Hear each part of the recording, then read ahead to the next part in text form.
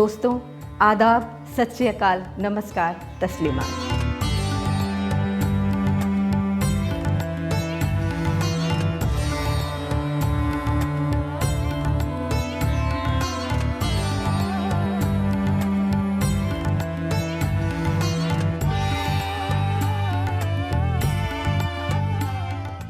शहर में आकर अपना गांव भूल गए, धूप में चलते चलते छाँव भूल गए। जहाँ शऊर से काम लिया गया, जहाँ शऊर से इस्तिफादा किया गया, वहाँ इंसान बुलंदियों तक पहुँच गया।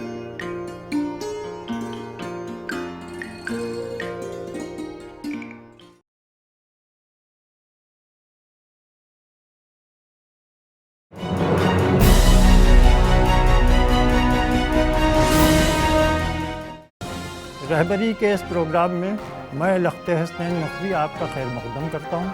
तो media is also going overboard about it. अगर पूरी दुनिया के पस मंज़र में देखें तो आज भी हाथ की बनाई हुई चीज़ों की बेपनाह कदर है। कोई सवाल ही नहीं है कि माइनिंग से तो पर्यावरण के ऊपर बहुत बुरा असर पड़ता है।